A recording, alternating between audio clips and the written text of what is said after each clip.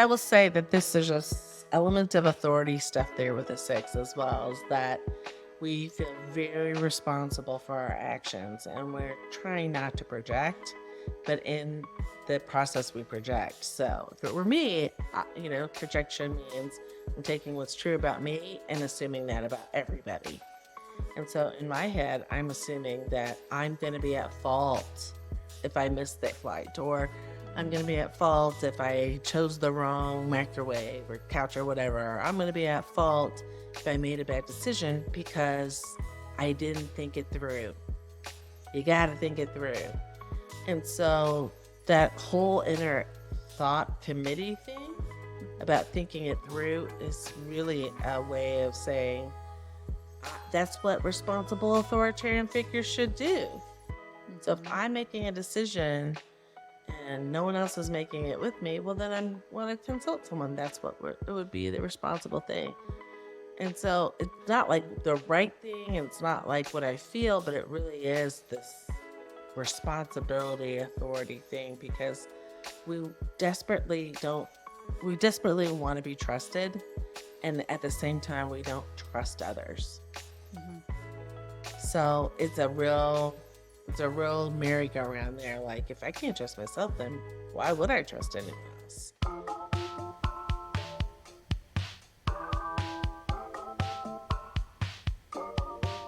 Welcome back to another episode of Enneagram in Real Life, a podcast where we explore how to apply our Enneagram knowledge in our daily lives. I'm your host, Steph Barron-Hall, and today I'm talking with my friend, Marta Gillilan. Now, I'll share a little bit more about Marta in a moment, but here is her official sort of introduction. Marta has taught in public and private schools, both in the US and in Europe. Marta has a master's degree in global leadership from Fuller Seminary and has over 25 years of experience in teaching, leadership teams, small group dynamics, and individual coaching. Marta has extensive practical experience interweaving the complexities of the Enneagram into everyday life coaching for all types of people. Marta teaches Enneagram in classes, small groups, and retreats, but her passion is coaching and mentoring, relationship building, and leadership development. She's traveled extensively, but calls Kansas City, Missouri, her home. And I got to meet Marta when we were both students in the Chestnut Pies Enneagram Academy. And to graduate from the program, you have to do case studies in small groups, meaning you have to meet. I think we met a couple times a month, and we had to write these different projects together. So we got to know each other then, and we also have been in a book group for the last year and a half or so, where we explore the Enneagram and talk about Enneagram and our work, everything that's happening for us individually. And all of the women in this group are also coaches from the Chestnut Pies Enneagram Academy. And you've heard some of the others on the podcast, like Shelley Prevost and Ellie Pugh. And today I asked Marta to come on the podcast and share her story. Now, Marta is an Enneagram 6, so she talks a lot about what that's like and kind of what that looks like. You already heard a little bit in the intro, but she also talks about what happens for a 6 when the worst case scenario does happen. So today we're talking about her process, grieving the loss of her husband, and what it was like walking through that time as he underwent cancer treatments, as well as everything that has happened since then. And I just really have such gratitude for Marta's perspective and her wisdom and her kindness coming to share with us today, because it's not only an insight into the Enneagram, but also into how to support other people when our loved ones are processing grief. I think in our culture, we have a hard time with grief. We kind of say, oh, they're dealing with it really well, when somebody seems to just pick up and keep going. And today, Marta talked a little bit about what that process was actually like for her and what it means to be okay and not okay at the same time. And especially this week and these past few weeks, there's been so much grief the world over. And I have such compassion for people who are grieving. And so this episode is not just about the Enneagram, but more so about how do we support each other and how do we live compassionately, because none of us escape grief in our lives. And so Marta brings some real insight, and she also brings in that trademark 6 wit and humor into the conversation. And I just appreciate her perspective so much. I wish that we'd had more time to talk, because she's told me some really funny stories about what it's like to be an Enneagram 6. And I think in a classic six way, she's able to hold both like the darkness and the heaviness and the grief, as well as the humor and the lightness. And she can be a bit self-deprecating too. And so I just think she's very endearing. And I just deeply appreciate her sharing herself and her story and her perspective with all of us. And I also want to mention that because I have known Marta for a few years, I've also experienced her leading a retreat and group coaching sort of exercises that were really impactful and transformational. So if you are looking for somebody to teach the Enneagram or to guide you through it with a more spiritual perspective, I definitely recommend Marta. Her website is not quite live yet, but you can grab her email and I recommend reaching out to her, and I will update everything when her website is live. So without further ado, here's my conversation with Marta Gillilan. Well, Marta, hello. Welcome to the podcast. Hi, Steph. Thanks for having me. Of course. I'm so excited to talk with you about the Enneagram. I don't think I've had very many sixes on the podcast so far. So I think that this will be really helpful and really interesting. And I've learned so much about type 6 from you. So yeah, I'm really excited to dive in. Yeah. So to begin, I'd love to hear a little bit about you, your background, how you came into the Enneagram, all that good stuff. Yeah, I'm a pastor. I pastor along with two other guys, and so I'm a mom, and my children are adults now. I went to seminary for, probably 15 years ago, somewhere, maybe 18 years ago.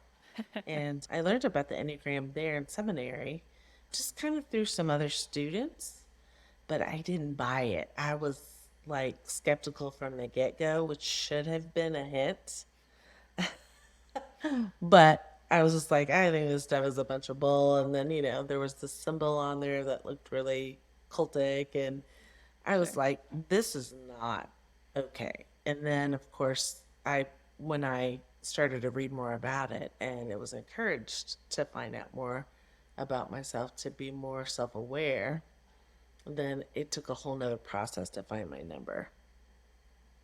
So what were the texts that you started reading that you're like, oh no, this actually makes more sense for you? Yeah, so I have a story. I'll tell a story. I was in a staff meeting once and this guy was bugging bad. I mean, like lighting me up. I mean, he was so mad.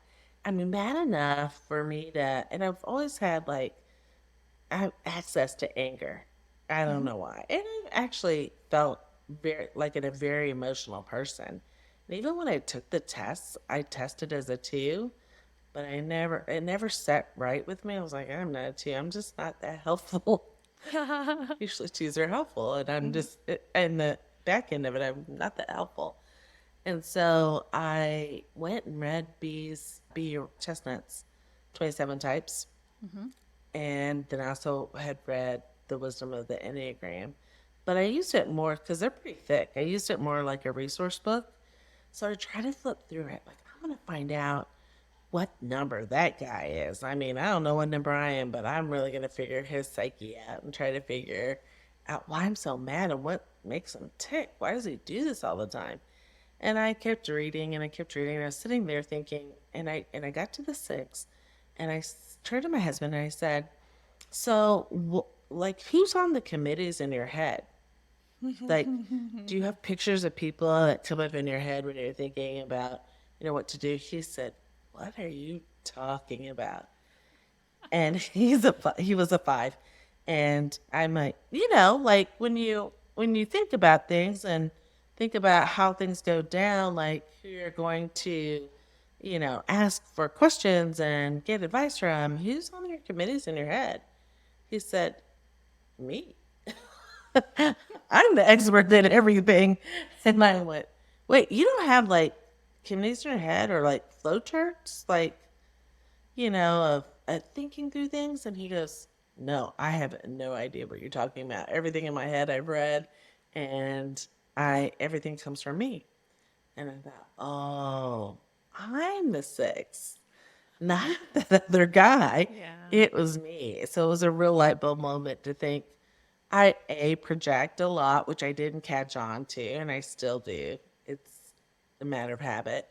I do have committees in my head, and I thought everybody had committees that they were consulting about everything. And the whole flow chart in my head of prepping and planning, it just seemed to me the smart thing to do. Like, Yeah. why doesn't everyone do this?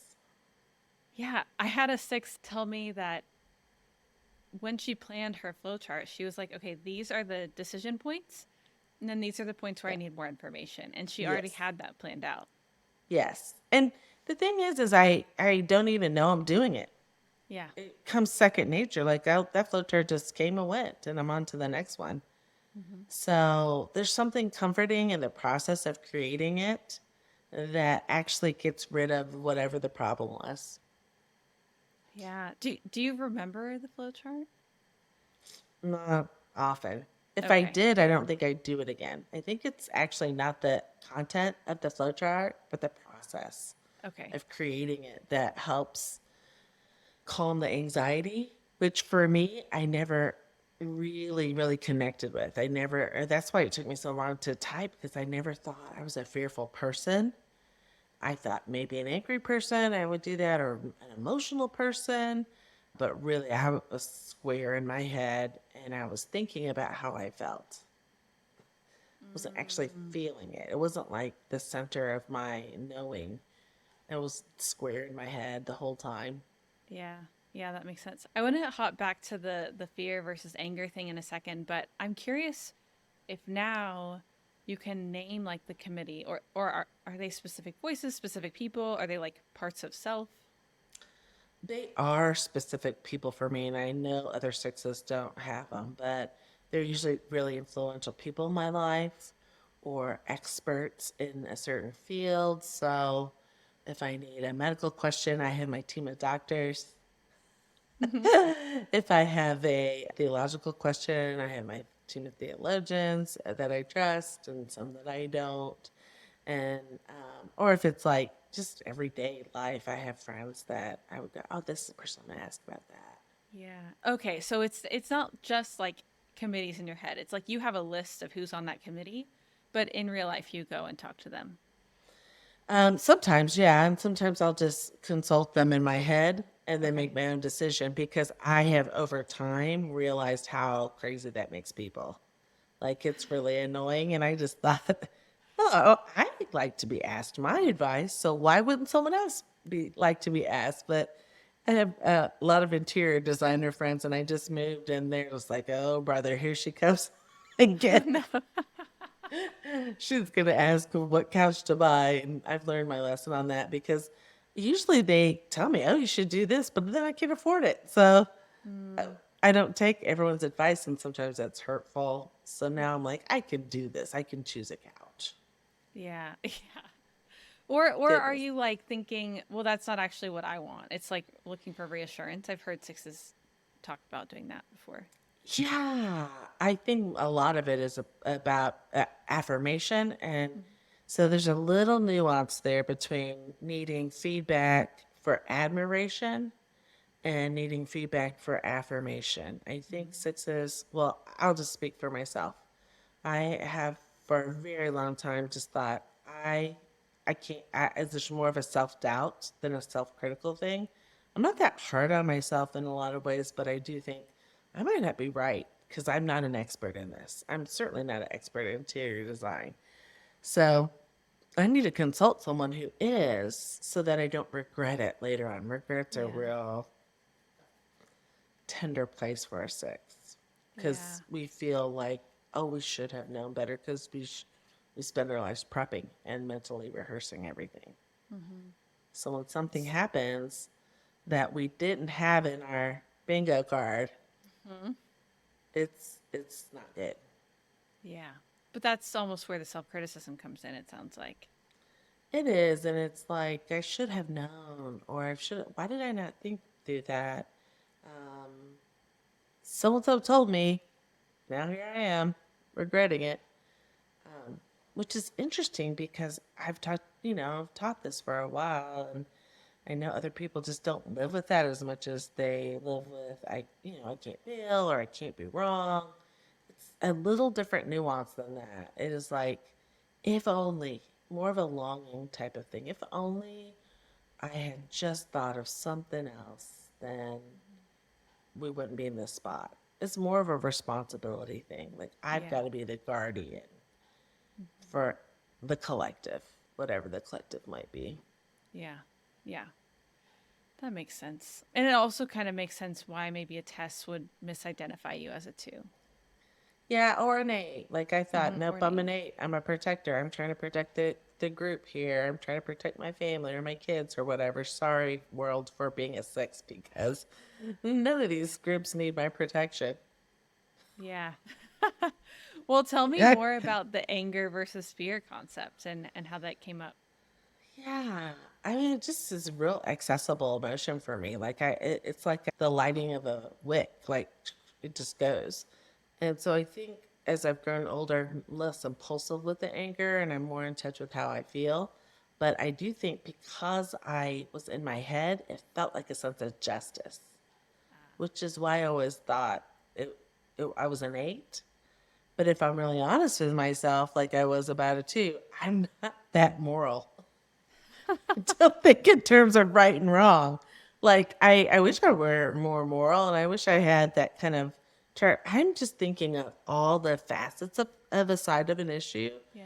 and I can really see what everybody is thinking about in that situation, or even feeling. Sometimes I can get into an emotion of what other people are feeling, and yet at the same time, it's not because it's right or wrong. It's really because there are other options. It's like a multiple choice questions that I love. Like, let's think through all the options. There's Mm-hmm. something calming about going through all the options. Again, Yeah. a process, not the product or the Yeah. content. Yeah. Well, that makes sense to me. And I actually also recently, when we went on our retreat, I was flying to Dallas, Hmm. and I think this is maybe like just a arrow to six, which I feel like I've really worn in that track over the last couple of years. But like, we're driving to the airport, and I was late, like later than I like to be. I Hmm. think I was still going to get there at least an hour before takeoff. But I think for me, I was like, oh my gosh, I'm panicking.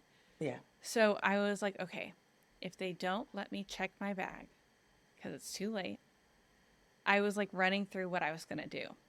Ooh, And very Brandon is like, six-ish. is this like, he's like, that's probably not going to happen. Like, I was like, no, no, no.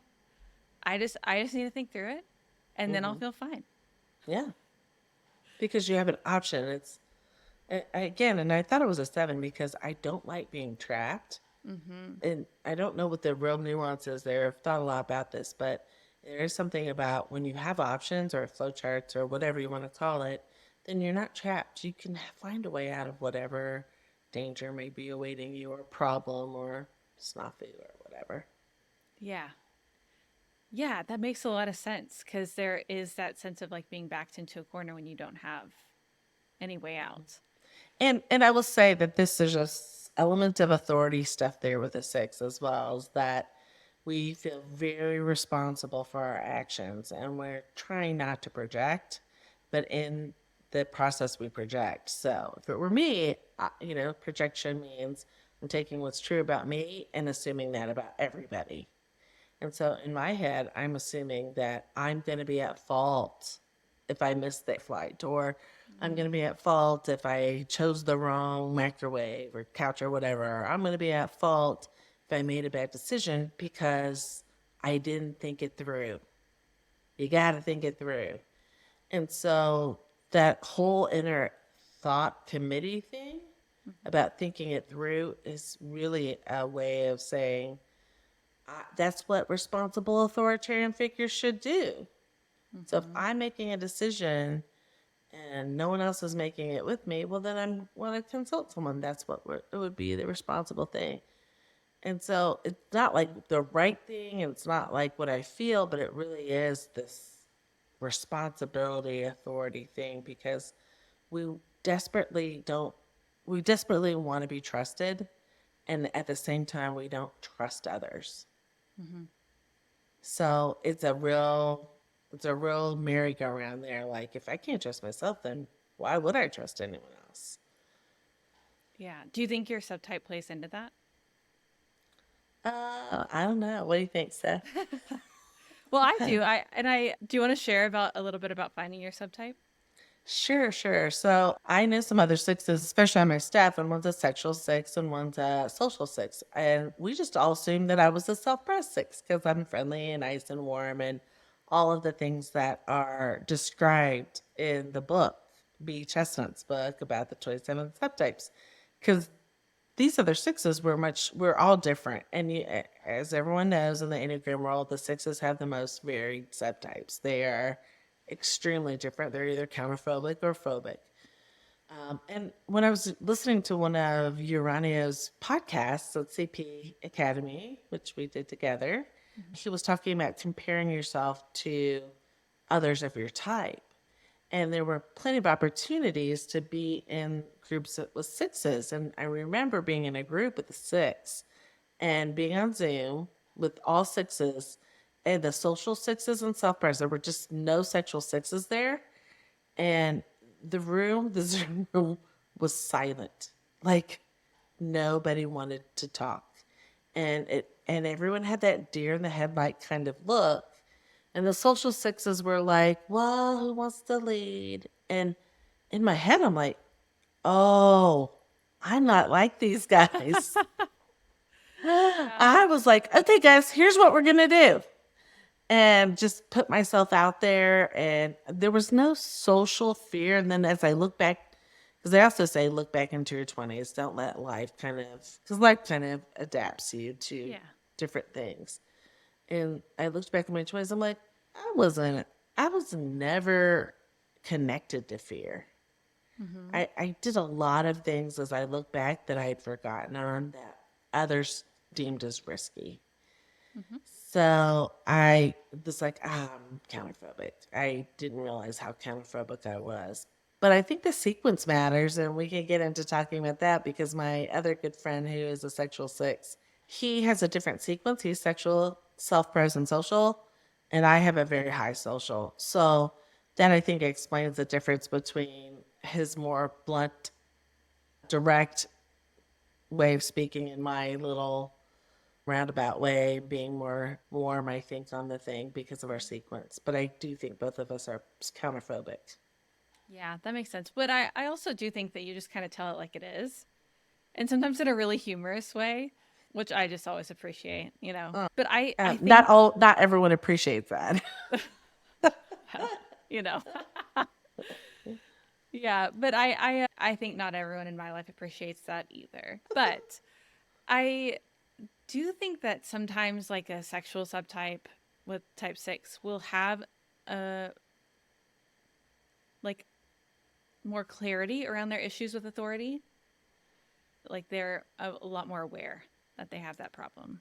Yeah, I wonder. I don't know if we're aware of it all the time as much as we are vocal about it.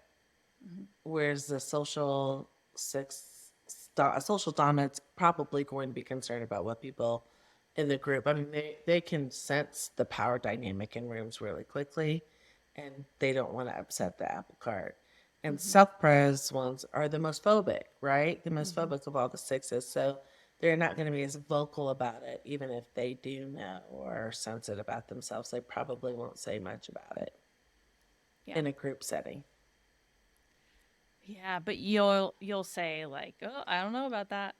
I do, and I sometimes regret it later, but it got me where I am now, which is both good and bad because I do think I have an ability to speak truth as I see it. I mean, truth is like, well, we can talk about that too, but I don't know if I'm always right on the one, so then I start to self doubt after I said it. But Mm-hmm. I'm not fearful of saying things. I don't generally have social phobias, which I know is a really big deal. Like, I didn't realize how hard it is for folks who are social repressed or even just a little bit anxious get when they walk in a room and of people. And that's never been a deal for Mm-hmm. me. And I'm like, well, I have to reconsider my subtype. I don't think that would be self-press. Yeah.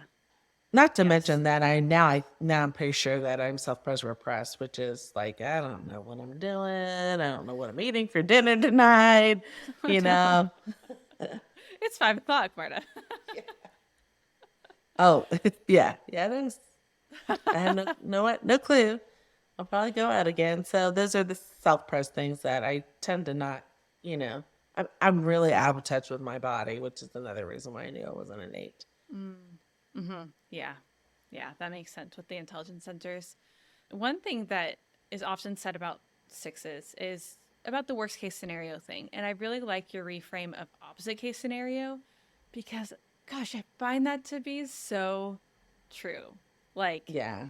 even if you say this is going to turn out bad, a six will be like, well, or You never it know. could, they you just got to flip it. So, opposite Yeah. case scenario. Yeah, I think that's kind of how I started to see it because I think that the sixes get a bad reputation on being worst case scenario people. And for sure, we are. There's no doubt. I'm not denying that. But there are situations where I had walked in a room where everyone was hopeless, downtrodden, and absolutely like, and I'm like, guys, this is not all that. There's a ability for us to see all sides, I think. Of course, we're going to go for the safest one. That's just part of being a six. But I do think that we are able to see the multifacets of things that others just can't often see. Yeah. Yeah, and I think that that can be a really useful thing about being a six. And then sometimes worst case scenario does happen. Yeah, yeah. So Steph knows my story, so I'll just go ahead and tell all the podcast listeners. So I met you actually when my husband was very sick and he was on his last treatment for cancer. Fought it for 6 years, and then a year and a half ago he passed away, which was the worst case scenario ever.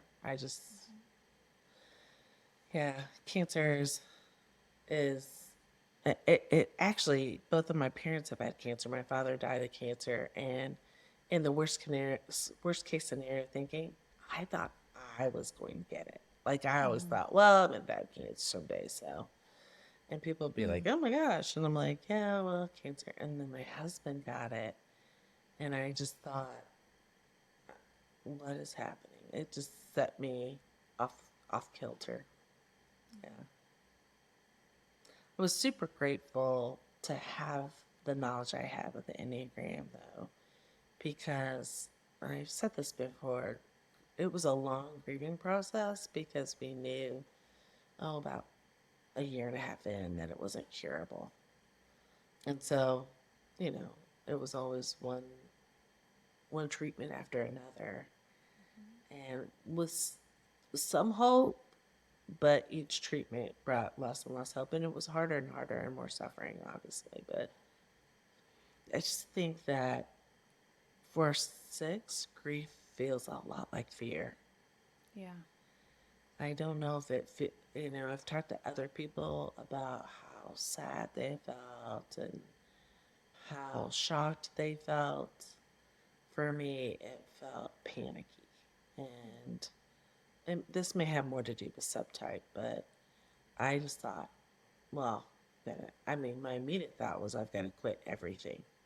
I can't work. I can't function. I will not be able to live without my husband. Yeah. He's my everything. And I honestly have an underlying belief that the only reason why I really could do what I do is because of him. Um, and that was true to some extent. I'm learning how to do bills on my own. He Yeah. was brilliant on so many levels that I opted to let him do that, and he took care of us. So, yeah, grief feels like fear a lot of times, but it's also sadness. And then all the emotions, if you're in your head, they get really jumbled up and you lose focus pretty quickly. And that's a fearful thing for someone in their head to lose focus. Yeah. Yeah. Yeah. Well, and I think when we met and we started working on some projects within our Enneagram training, I just remember you being like, "Oh yeah, I'm going to keep doing these things. Like I'm going to Mm-hmm. schedule this group to meet and things Right. like that." Yeah. Was that weird for you? Like, how's she doing this? Well, That part wasn't weird. The one that was weird is when you emailed us and you're like, well, he'll probably die this weekend. And I was like, oh my God. Yeah, I mean, I'm laughing now, but there's something disassociative that happens. And I don't Yeah. really know the psychological term for it, but there was something that was it just really went into my head during that time. It was very matter of fact, right? It was Mm-hmm. probably sounded blunt coming out. And it's interesting now to talk to people who were observing me at the time. I didn't realize how much I was being watched and as to how I was doing the grief process. But I do think people, out of a good concern, are watching to see how does this person react when the worst thing happens. And so I'm always interested in that, but I think to a certain degree I just found some of my work and some of the Enneagram work to be very distracting for Mm-hmm. my emotional work because it was so intense, it was so traumatic, and I had a lot to worry about when it came to my kids and my finances and my job. It just all seemed so overwhelmingly difficult. And with couple that with a six, to think I can't do this, Yeah. but I can do that. So I can let people know. I think this is the weekend, and I would try to update people through the blog I was writing, but um, yeah, it just is all jumbled up in there. It's Yeah. for as a head person, you may not see the emotion because they are probably going to get prepared for the emotion. Yeah. Well, yeah, and I think the moment I'm referring to was in November. Oh yeah. Wow, you remember these things. So the doctors had told us he had an emergency event, an emergent event, and we sat in hospital for 4 hours. And then once we finally got back into a room in the ER, because that was in the middle of COVID, Mm. he said, the doctor said, it was so surreal. The doctor said, so I don't think you're going to make it out of the hospital. You should probably call hospice. And we weren't ready for that because we had pictured hospice as being well after treatment and not an emergent event. And I think I had to cancel something because of it. And that's probably why I was like, hey guys, this is what's happening. And because we couldn't believe it. And it was like I look back at that day and I'm like, that was like a soap opera. I remember Mm-hmm. Steve saying, Doctor, are you telling me I'm going to die? Like, we didn't know the doctor's name because it was the ER doctor. And he said, yes, you are. Oh my God. And he said, how many more days? You know how you picture a soap opera. Like, I feel like I'm watching it from above and Yeah. seeing myself. I mean, I'm totally in a different world. And he goes, well, probably within 3 to 5 days.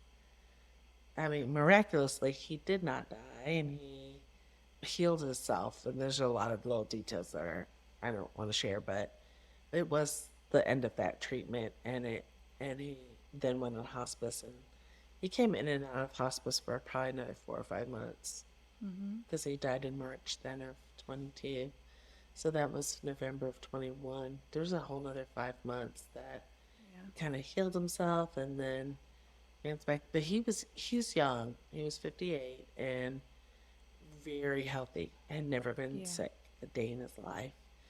So he fought a good fight and really, it was really, really hard. Yeah.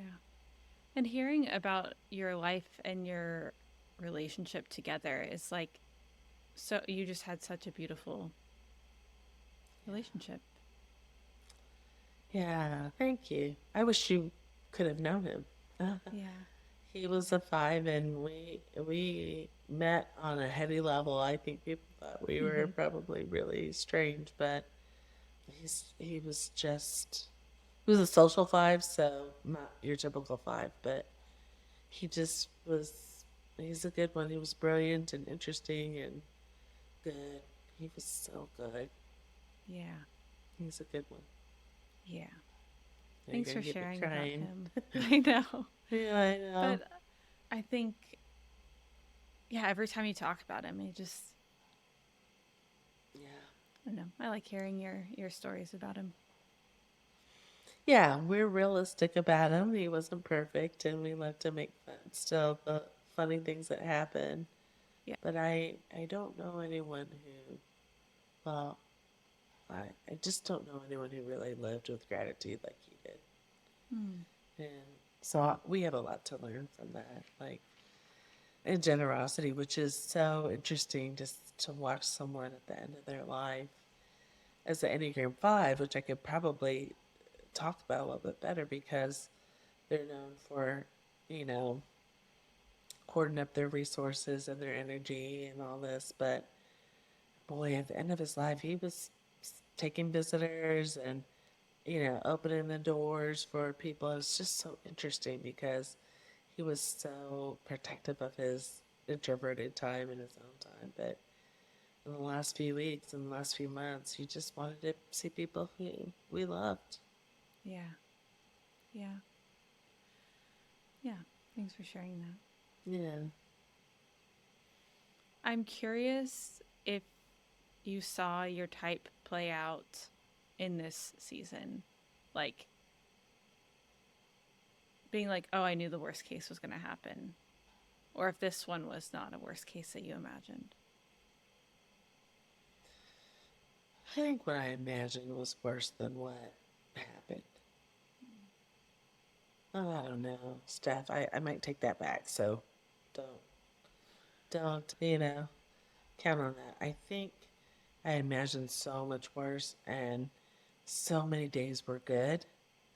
And Steve was determined to live each day to the fullest. It really wasn't until the last month that he wasn't walking every day. And, he loved his dog and he talked to his brothers and his best friends all the time. And so there was just some precious time. And in fact, the COVID thing was so interesting because he got to work from home and we worked, across bedrooms from each other. And so that was a gift. And I think the gratitude part was a real big thing. I don't know if I would have had the same reaction today if it had happened in a shocking or surprised way.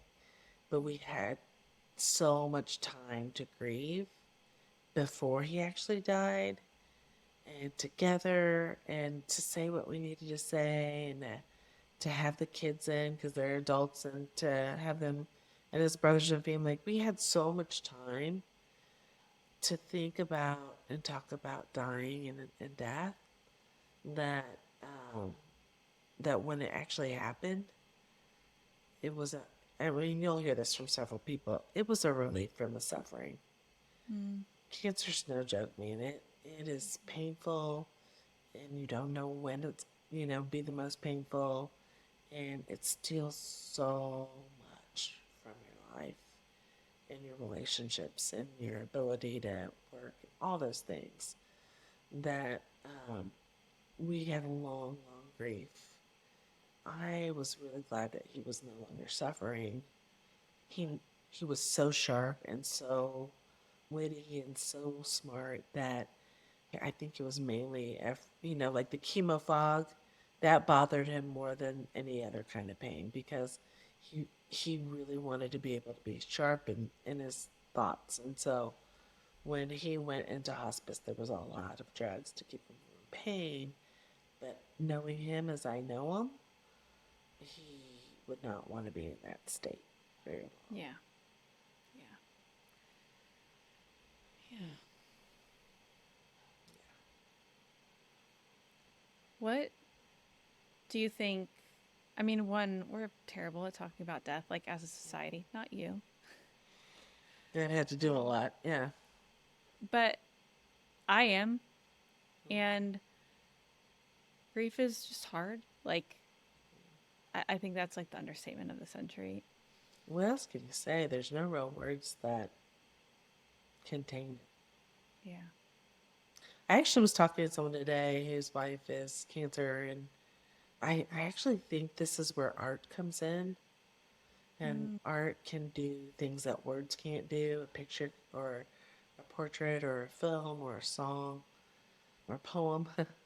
Laughing, but poetry was really something that I connected with because it's not real wordy and it's not real heady. It's something that is emotive and you can get it, but you can't really explain it. There's no explanation to it because no explanation is going to make it okay Hmm.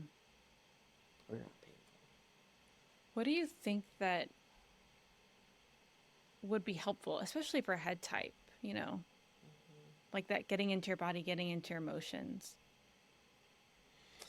Yeah, well, I do think walks in nature are a really good thing. Although I didn't do it, but my husband did. He was a 5 and he walked every day, and it really helped him. Um, I think that people tended to give us books and information, and that just was difficult for us. We just couldn't read, and we couldn't. I mean, it was there's just our brains were just too overloaded. So again, I think art was good, poetry, music. I love seeing, I love Broadway. I love going to see musicals and all that. So just taking someone out of their head and putting them in an environment that's somewhat normal. Like, oh, we just longed for normality. Even if it was a fight or even if it was, you know, just going to Sonic and getting a slush. Hmm. Whatever it would be is just something that it doesn't have to be big. It's just something that takes you into and back into reality or normality from it's so absurd. It's just the absurdity of life. Like you're in shock for so long Hmm. that it takes its toll. So just doing something normal is great. Yeah. What do you think that other sixes might need to know about grief? I think that the most helpful thing to me is was there's a couple things. One is we always want to know why. I can tell you what not to do. Don't ask someone if a cancer patient has smoked or what kind of meals they ate or something like that. We got asked a lot like, well, if his cancer started in his esophagus, did he have a lot of acid reflux or Is what? it I'm his just like, fault? basically, what did he do, right? Yeah. And I think that's a really human question to ask because I think when we're fearful, we ask why. And Hmm. then we want to prep, right? We want to keep preparing and doing something that's not going to make that bad thing happen. And Yeah. so if I'll quit smoking or drinking or, being around people who do or whatever. And the truth of the matter is, when we talk to our oncologists and genetic counselors, they're like 75% of cancers are non-traceable. You do not know why. Some cell in your body turns on and starts to multiply, and that's cancer. I mean, the rest of them you can link to something that's poor behavior, but the need to know why and the need to know what's going to happen, particularly for a six and grief, is futile. Like it is Hmm. futile. You will never ever get an answer that's satisfactory to you. So just give it up, is what I say. Do not try to get that answer. Live in the moment. The moment has enough for you, the day has enough for you to prepare for, and collapse the time thing down to just today. And then when you, at the end of the day, look back and say, did you do today or did you not? Yes, we're both still here. Hmm. And you'll actually be able to look back at a collection of days that were better than worse. Mm.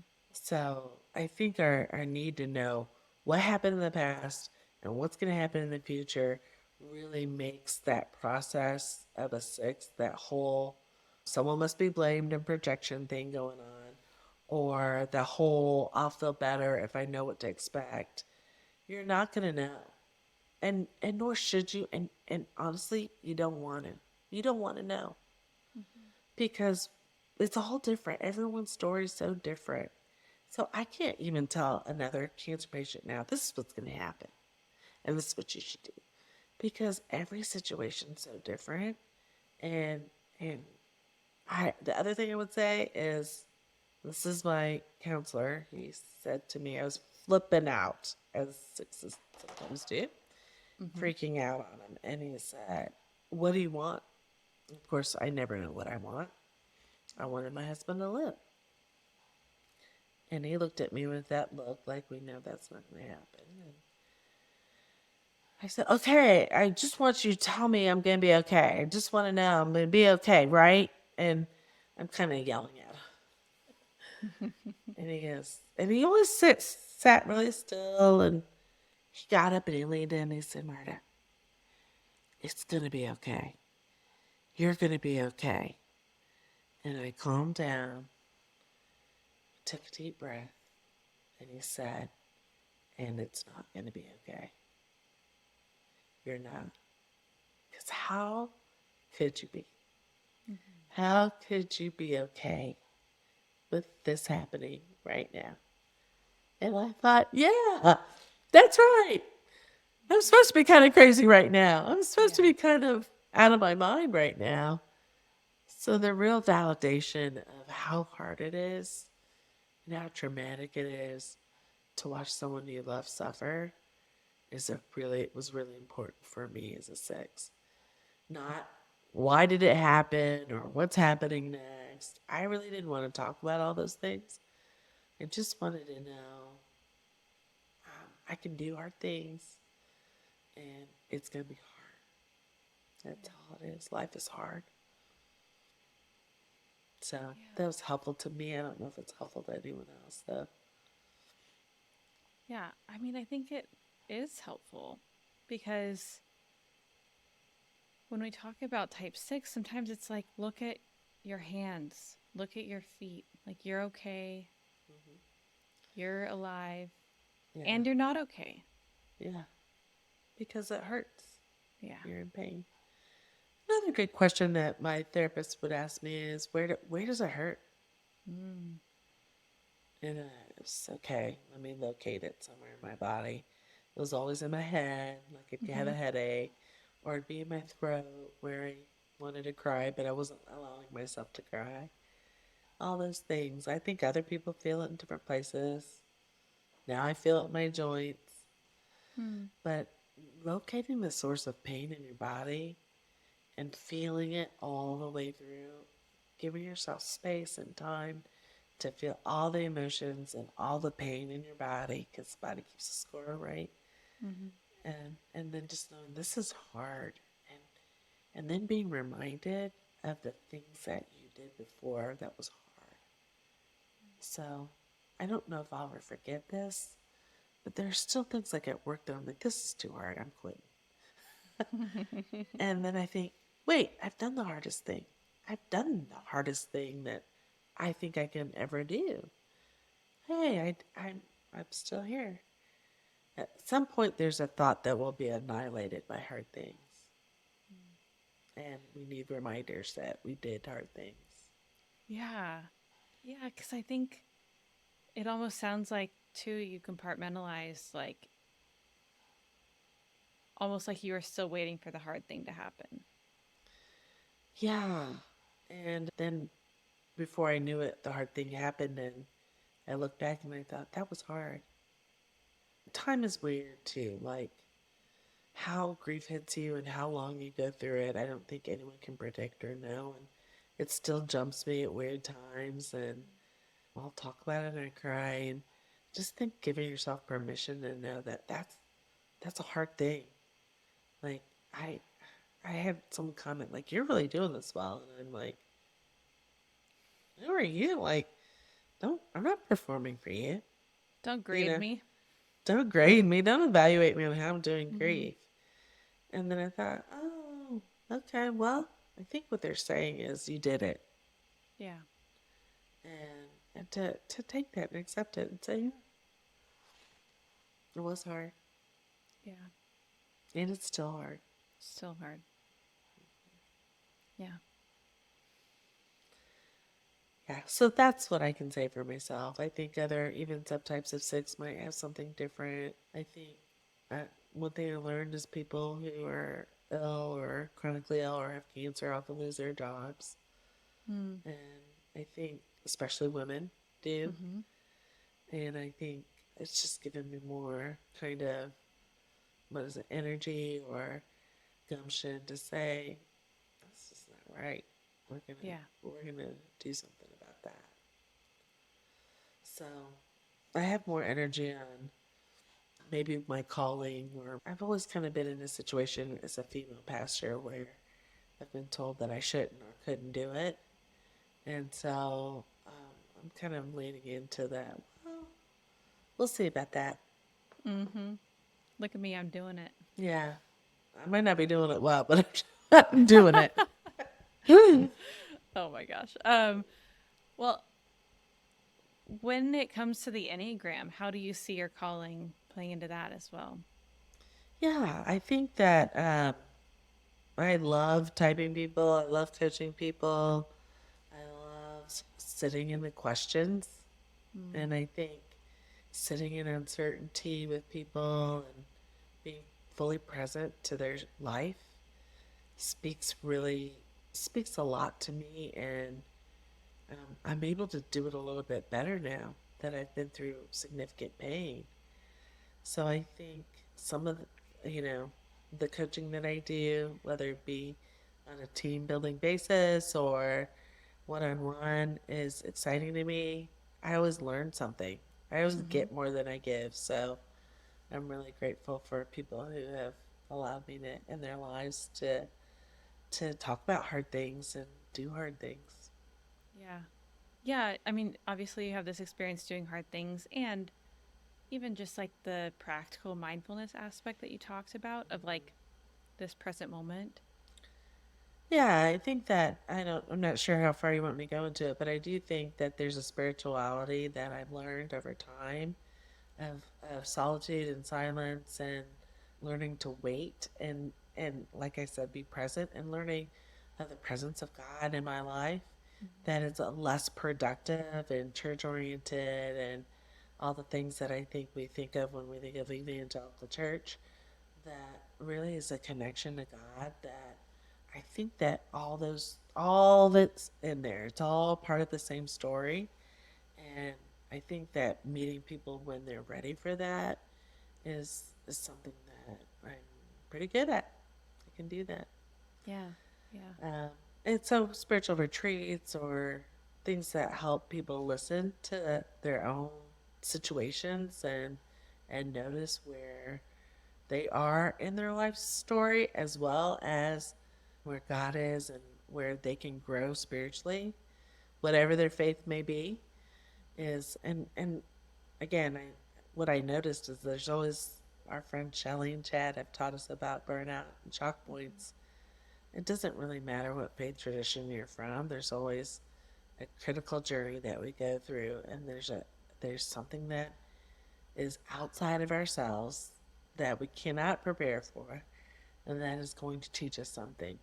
Mm-hmm. So I'm excited to be able to share my story, but also help people along with their journey. I think sometimes I definitely needed someone to hold my hand through it all. Yeah. Yeah. Well, and I think that the life map activity Yeah, that you the listen. facilitate is so powerful. It was for me, so it's grateful. I'm grateful for those.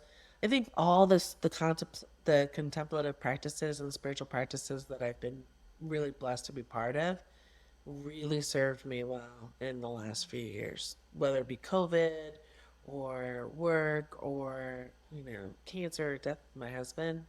All those practices led me up to a time where I could actually utilize them and it not feel like, oh, I'm just starting now. Like Mm-hmm. when when the stuff really hit the fan, I had some resources that were internal, Yeah. not external, that I could say, oh, it's not everyone else. It's not always everybody else. It's me. Because wherever you go, there There you'll you are. be. So the inner stuff is so critical to your journey. Yeah. Yeah. And I think too, like, I just want to call attention as well to your experience working on a team and Yeah. navigating that organizationally. Yeah. Yeah. I think that if you talk to anyone in ministry or you talk to any spiritual leaders, they'll say it's not a really popular time to be spiritual. There are a lot of division. There's a lot of cultural issues happening, and we'd be silly to say that it's all fun and games anymore. We just need to get on and grow and have more numbers and make more money. It's it's really complex world that we're living in, and they're really difficult divisions that we all have in our families and our organizations and where we work. There's so much there is complex that we're Mm-hmm. able, the Enneagram can speak right into it and bring unity and bring more understanding of ourselves and how we impact a group or a team. Yeah. Yeah, Yeah. absolutely. Okay, I have two more questions that I always ask everyone. But before Yeah. I throw those at you, where can people find you? Like if they want to Yeah. contact you for a team training or coaching? Yeah. So my website's still in progress, but email's the best. So it's Marta, Marta Gillilan. This is the hard part. Gillilan at gmail.com. And just email me and I can set up a package for you if you'd like me to, or just a typing interview or coaching. Just let me know. But when I get my website up and running, I'll send it to you. Okay, yeah, and I'll update show notes then. Thanks. Cool. Okay, so finally, tell me about a book that has helped you, refreshed you, or shaped you in the last year. So I think I'm a real big fan of Kate Bowler. Have you heard of her? Mm-hmm. So her Everything Happens for a Reason and Other Lies I've Loved is a really, really good book in terms of when something bad happens in your life and something difficult happens in your life, um, how to kind of navigate that journey, and also how to do it. You know, just get back to the sixth thing. A lot of people say the holy idea. The sixth is courage, but I've heard others say it's faith. Mm-hmm. A faith that the universe will just all work out. Yeah. And I resonate with that a little bit better than courage, especially as a sexual six, which I think I wasn't courageous. But if you were saying, do you struggle with faith? I'd go, oh, yeah. Mm-hmm. So that one is a really encouraging. Her podcast is good too. But I also like Scott Erickson. I don't know if you've heard of him. Mm-mm. He's an artist, and his latest book is called Say Yes, Discover the Surprising Life Beyond the Death of a Dream. Mm. So he talks a lot about losing your dream, whatever that would be, Mm-hmm. and moving on from there. And that's been helpful for me. Wow. Yeah. He's an artist, so I'm kind of diving into that heart center and that art world because I Yeah. think that is a good relief for me. Yeah. Yeah. I love that. Okay. Last question. What is a piece of advice that has really stuck with you? Flat out, just quickly, you have more resources than you think you have inside of you. You have more Mm. internal resources inside of you than you're ever looking for outside of you. Truth. That's a good one. Yeah, it's important for six who's always consulting their committees, always deciding whether they can trust someone else or the authority figure in the room. It's like, okay, let's stop and just think, where are the resources that I have that don't really depend on me trusting anyone Yeah. or not trusting anyone? It's not really up to anyone else whether that happens or not. That's up to me. Yeah. Yeah. I love that. That's super helpful. Hmm. Okay. Well, thank you, Keep me to that. Marta. Hold me accountable for that stuff. Yeah, you made a face like you didn't believe it, so I'll ask you about it. It's good. It's a good reminder. I have to remind myself that all the time. I do forget it. Mm. Yeah. Yeah. But I've seen it. That's good. Okay, well, you can remind me if I forget. Well, thank you so much for joining me today. Thanks for inviting me, friend. It's fun. Of course. Thanks so much for listening to Enneagram IRL. If you loved the show, be sure to subscribe and leave us a rating and review. This is the easiest way to make sure new people find the show, and it's so helpful for a new podcast like this one. If you want to stay connected, sign up for my email list in the show notes or message me on Instagram at 9typesco to tell me your one big takeaway from today's show. I'd love to hear from you. I know there are a million podcasts you could have been listening to, and I feel so grateful that you chose to spend this time with me. Can't wait to meet you right back here for another episode of Enneagram IRL very soon. The Enneagram in Real Life podcast is a production of 9Types Co. LLC. It's created and produced by Stephanie Barron Hall, with editing support from Brandon Hall, and additional support from Crit's Collaborations. Thanks to Dr. Dreamchip for our amazing theme song, and you can also check out all of their music on Spotify.